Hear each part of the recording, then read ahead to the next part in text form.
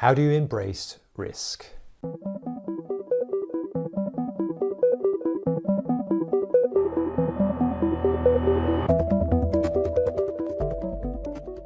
Welcome to the Leadership Disruption channel. My name is Ade McCormack.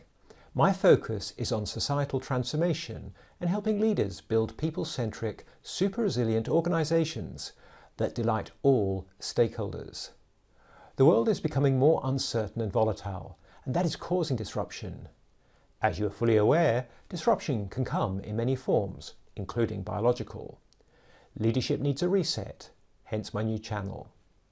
In the industrial era, the word risk would trigger a reflex response in leaders, typically characterized by an increase of cortisol in the bloodstream and the urge to repeatedly say no.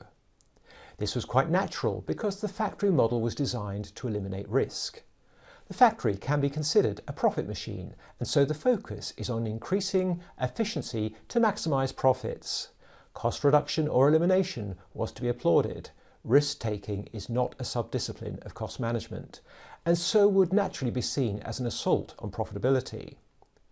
The nature of the industrial era was that entrepreneurs typically had a great idea and then baked it into a factory.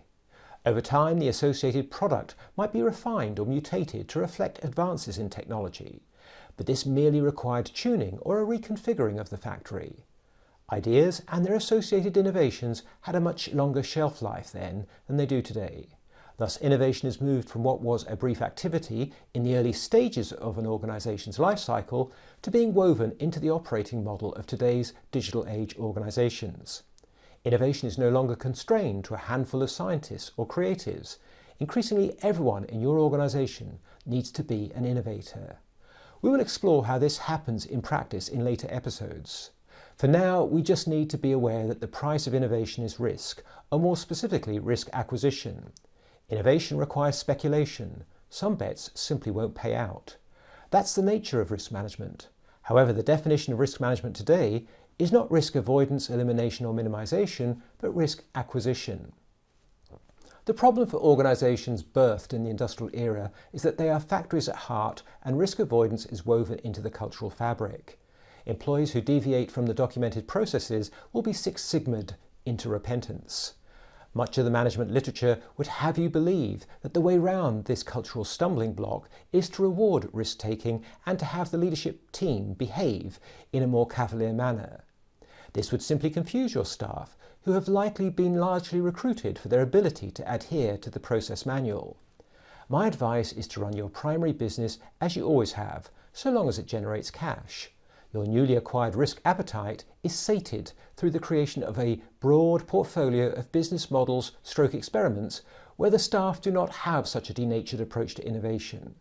Again, we will explore this in a later episode. Risk management is, of course, not constrained to business modelling. However, for many old-school organisations, today their biggest risk is their lack of business model diversity.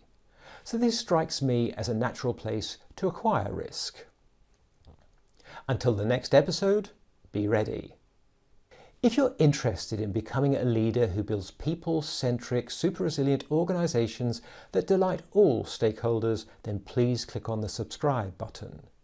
Use the comments section to let me know what you would like covered in future episodes. And finally, if you like this video, then you know what needs to be done.